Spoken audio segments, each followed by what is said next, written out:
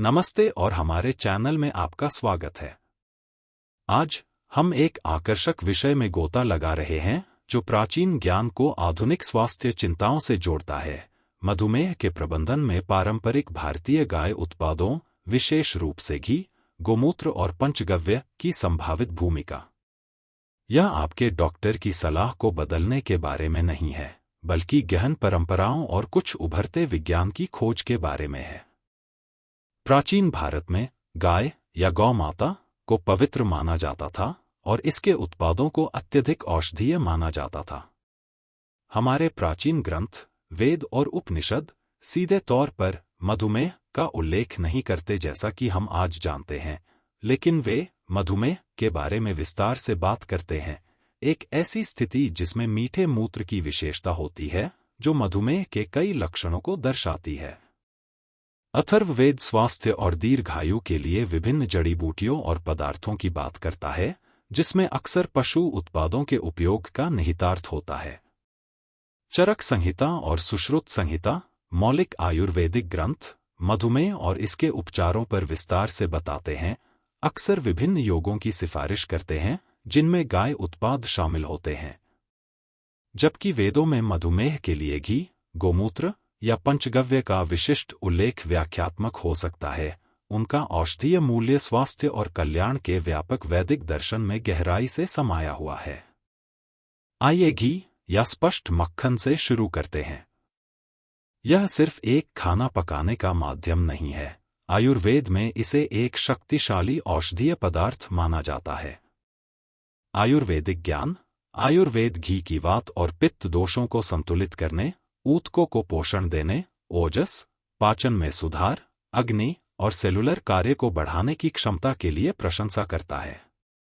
मधुमेह के लिए स्वस्थ वसा चयापचय संतुलन के लिए महत्वपूर्ण है। वर्तमान अध्ययन, प्रीक्लिनिकल आधुनिक शोध इन दावों का पता लगाना शुरू कर रहा है।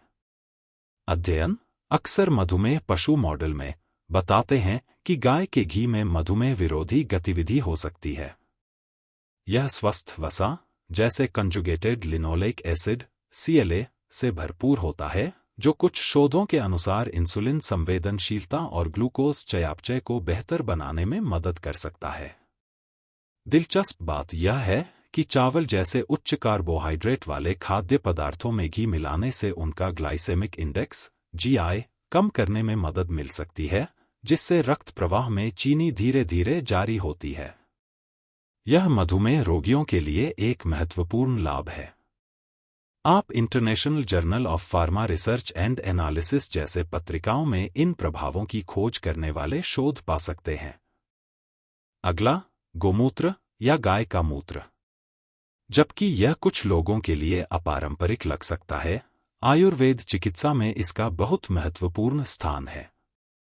आयुर्वेदिक ज्ञान, गोमूत्र को एक शक्तिशाली विषहरण, रसायन, एक क्लींजर और एक ऐसा पदार्थ बताया गया है जो तीनों दोषों को संतुलित कर सकता है। कहा जाता है कि यह विषाक्त पदार्थों को हटाता है, प्रतिरक्षा में सुधार करता है और अन्य दवाओं की प्रभावकारिता को बढ़ाता है। मधुमेह के लिए इसके सफाई और चयापचय संतुलन गुणों को अत्यधिक महत्व दिया जाता है।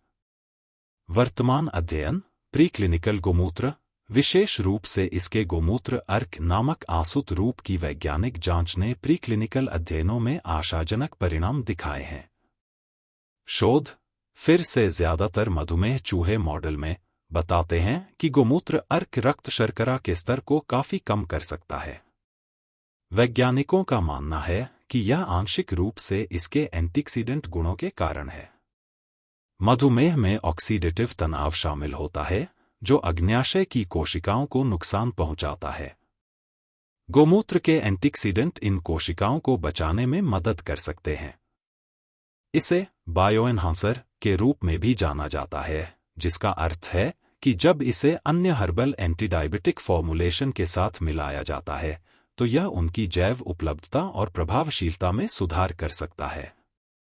आप PMC, NIH या विभिन्न औषधीय पत्रिकाओं जैसे संसाधनों में गोमूत्र अर्क के मधुमेह विरोधी और एंटीऑक्सीडेंट प्रभावों पर चर्चा करने वाले अध्ययन पा सकते हैं। अब पंचगव्य के बारे में बात करते हैं। पांचों पवित्र गाय उत्पादों का सहक्रियाशील मिश्रण, दूध, दही, घी, गोमूत्र और गोबर। आयुर्वेदिक ज्ञान। पंचगव्य को अपने आप में एक संपूर्ण औषधि माना जाता है, जिसमें प्रत्येक घटक समग्र उपचार प्रभाव में विशिष्ट रूप से योगदान देता है। प्राचीन ग्रंथ व्यापक रूप से मधुमेह जैसे चयापचय संबंधी विकारों से संबंधित स्थितियों सहित पंचगव्य की सलाह देते हैं, यह मानते हुए कि यह समग्र संतुलन और जीवन शक्ति को बहाल कर सकता है। गोबर या गाय का गोबर मुख्य रूप से इस मिश्रण में एक घटक के रूप में उपयोग किया जाता है। माना जाता है कि यह शुद्ध करता है और अद्वितीय माइक्रोबियल लाभ जोड़ता है। वर्तमान अध्ययन उभरते हुए जबकि विशेष रूप से मधुमेह के लिए पंचगव्य पर सीधे बड़े पैमाने पर नैदानिक परीक्षण अभी भी सीमित हैं, व्यक्तिगत घटकों का अध्ययन किया जा रहा है और उनके संयुक्त प्रभावों में बढ़ती रुचि है। शोध अक्सर इन अवयवों के संयोजन के सहक्रियात्मक क्षमता पर केंद्रित होता है।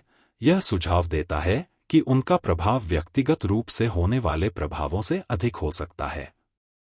दही से मिलने वाले प्रोबायोटिक लाभ, घी से मिलने वाले चयापचय संबंधी समर्थन और गोमूत्र की सफाई क्रिया के साथ मिलकर एक शक्तिशाली पारंपरिक उपाय बनाते हैं।